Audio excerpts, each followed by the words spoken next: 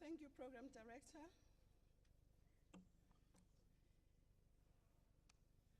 Mhemishiwa Mohammed Old Abdulaziz, Rais wa Jamhuri ya Islam ya Mauritania na mwenyekiti wa Umoja wa Afrika. Your Excellencies, Heads of State and Government, Mhemishiwa Ban Ki-moon, Katibu Mkuu wa Umoja wa Mataifa. Excellencies, members of the Executive Council and other ministers, Deputy Chairperson Erastus Mnywencha, and AU commissioners, Your Excellencies, heads of state, head of AU organs and other international agencies, Excellencies, ministers and leaders of delegation from partner countries, Your Excellencies, heads of the African regional communities and African Union specialized agencies, Your Excellency, President of Palestine, Mahmoud Abbas, Your Excellency, the King of Spain, and Your Excellency, the Prime Minister of Sweden, Excellencies, former heads of state, Excellencies, members of the Permanent Representative Committee, members of the Diplomatic Corps, invited guests. Mhemishiwa mabiba na mabwana wa Afrika wenzangu.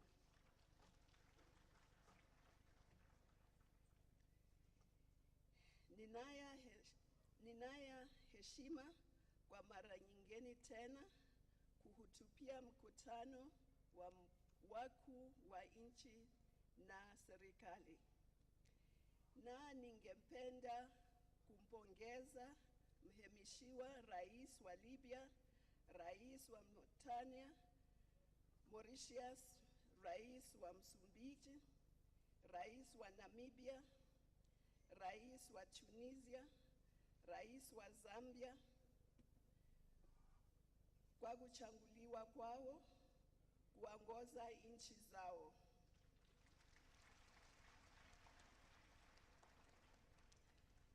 Kamishini ya Umoja wa Afrika inatarajia kuwa na uhusiano mzuri na ninyi katika kufanya kazi. That's as far as I will go. Excellencies, ladies and gentlemen, we meet at the start of a year when the world faces a historic point, as it agrees on what to do about climate change, about the post-2015 development agenda, and as it reflects on 20 years since the Beijing Women's Conference. Thus, whilst the rest of the world has the luxury to choose to stay where they are or move east, west, south, or north, Africa has neither the time nor the choice. We must move in one direction, and that is forward and upwards. 15 years ago, as the world welcomed the new millennium, Africa was referred to as the 21st century development challenge at best, and a hopeless continent at worst. As Africans, we chose to see the start of the millennium as the start of the century for Africa. We should, however, be aware of the new threats that face not only the continent, but the rest of the world. Terrorism, insecurity, climate change. On the other side of our continent, we have droughts in the east, and in the Sahel, we have a looming drought on the Sahel, and we have droughts in the east, Mozambique, Malawi, Zambia, and we regret and we are sorry and for the loss of lives, destruction of the environment, but this reminds us that climate change is upon us. Terrorism, in particular the brutality of Boko Haram against our people, the senseless killings, the destruction of property, the enslavement and sale of our people, especially girls, kidnapped and married off, the terrorization of villages are a threat to our collective safety, security, and development. This, along with the senseless killings of our people, has now spread to the region beyond Nigeria, to Chad, Niger, and Cameroon, and this requires a response that is collective, effective, and decisive to achieve the desired results. As we discuss these situations, also in Somalia, Libya, Mali, South Sudan, and DRC, we should remind ourselves of the occasion of the 50th anniversary of the OAU, when we vowed that we shall not bequeath war and violence to the next generation of Africans. We also need a coordinated and collective response to other threats, such as modern slavery that is disguised as human trafficking, to threats of poaching, illegal logging, fishing, and the destruction and plunder of the African natural resources. It is imperative that we deny space to those who are bent on destroying the lives and prospects of Africans. We will require concerted effort to unite our people. The core of our solutions rests in our ability to speedily champion unity, but also tolerance, accountability, democratic and inclusive political cultures, inclusive social and economic development. Excellencies, ladies and gentlemen, despite these challenges, and even as the downward gale force winds continue to buffet the world, Africa has been climbing a step at a time up the steep cliff towards peace, prosperity, and the restoration of the dignity of all our people. It was this resolve to take charge of our destiny which informed our decision during the 50th anniversary that through a people-driven process for the realization of a vision for an integrated, people-centered, prosperous Africa at peace with itself. Today, we will be presenting Agenda 2063 for adoption after months of consultations and outreach to all sectors of African society. We are confident that the aspirations in Agenda 2063 reflect the voices of the African people and her diaspora, united in diversity, young and old, men and women from all walks of life. Excellencies, 2015 is also the 60 years since 1955 Bandung Asian African Conference, a turning point of world history when for the first time the representatives of the former colonized nations united and proposed an alternative to a world order dominated by superpowers then. 60 years on, the issues that served before Bandung of peaceful coexistence amongst nations, the struggle for development and just world order, are still relevant today, albeit in a changed world with its threats of extremism and intolerance and diseases, inequality between and within nations, feminization of poverty, gender-based violence, and climate change.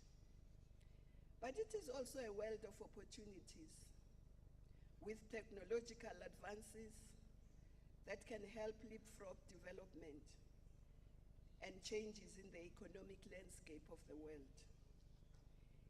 It is this changing world with threats and opportunities that Africa navigates as it finalizes its vision for the next 50 years. Excellencies, ladies and gentlemen, Our generations of Africans, young and old, men and women, face the challenge to fulfill the mission we set ourselves. I dare to say that we are going to be the generation that will eradicate poverty, disease and hunger, as we set out to do in our common African position on post-2015 development. We are a generation that shall manage diversity and silence the guns. Agenda 2063 is therefore a call to action to governments, to civil society, academics, the private sector, continental and regional bodies, the diaspora, and to Africans of all ages, men and women alike. Our aspirations and the concrete program in Agenda 2063 are very clear. To diversify our economies and industrialize, to have a skills revolution and an entrepreneurial revolution, unleashing the creativity and energy of our young people, and to effect an agricultural and agro-processing transformation so that we can feed ourselves and contribute to feeding the world.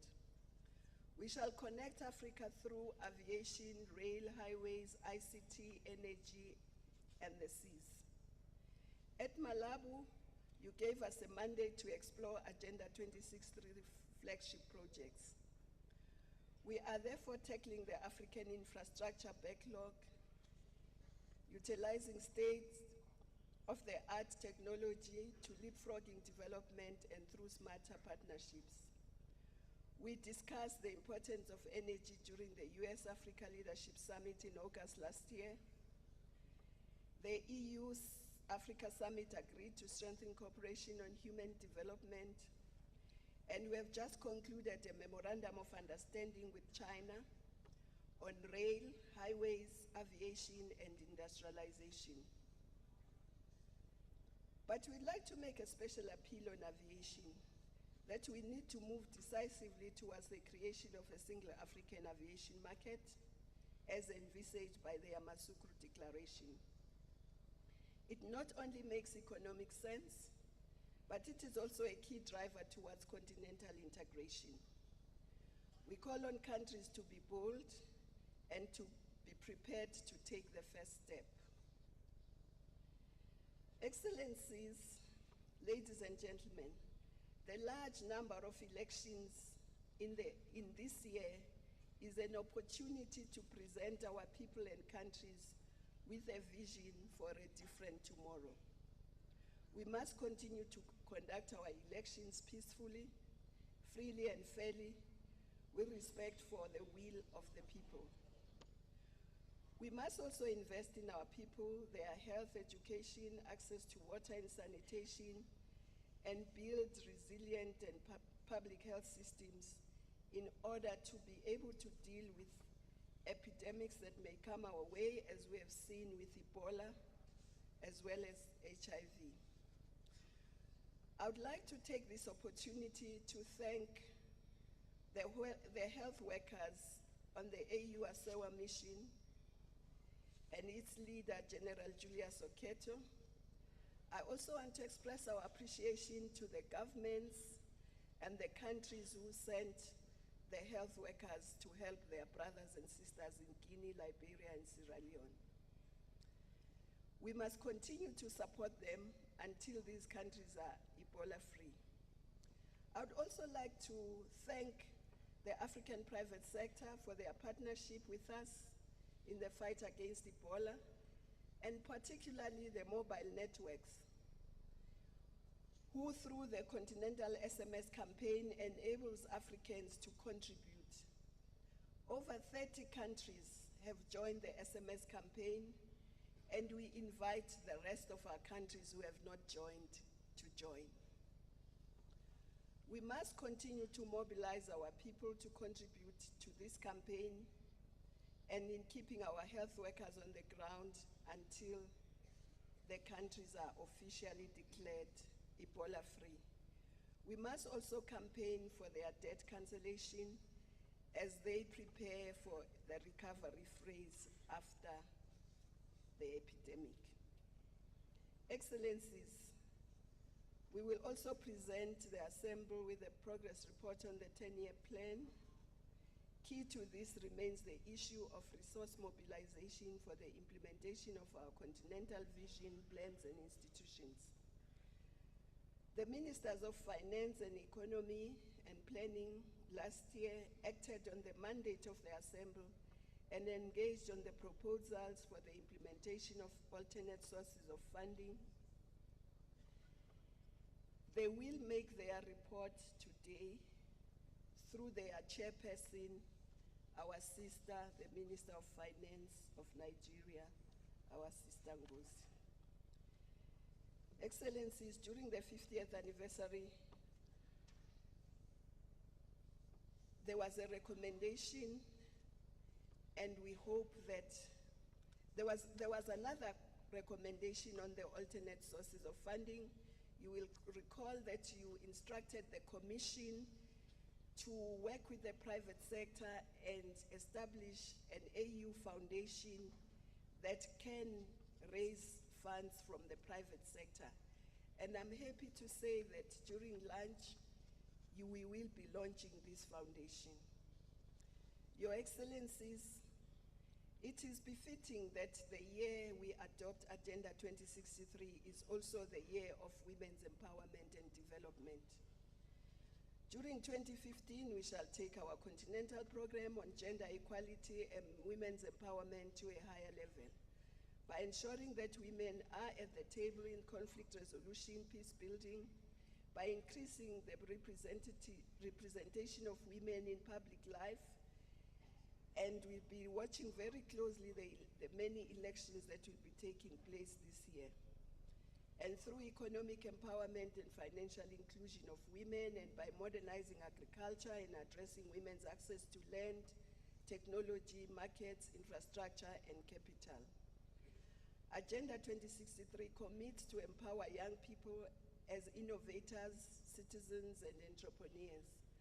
I'm pleased to announce that the Pan-African Parliament will co-host 2015 Annual AU Intergenerational Dialogue with the youth at the Pan-African Parliament later this year. I would like to share a success story with you, Excellencies. Last November, I was very proud to attend the graduation of the first group of master's students of the Pan-African University Institute for Science and Technology in Nairobi, Kenya. These graduates are an example of what our young people are capable of if given the opportunity. In their 2 years of the Pan-African University, they had 100% pass rate, published research articles in journals, and one of them registered a patent. They and thousands of young innovators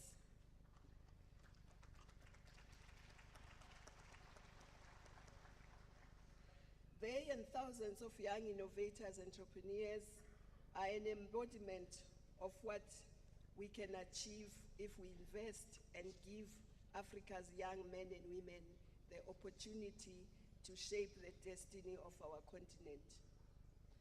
During the Year of Women, we must pay special attention to the girl child, making sure that they are all and remain in school, that we end child marriages, female genital mutilation, teenage parenthood, and harness the potential of both boys and girls.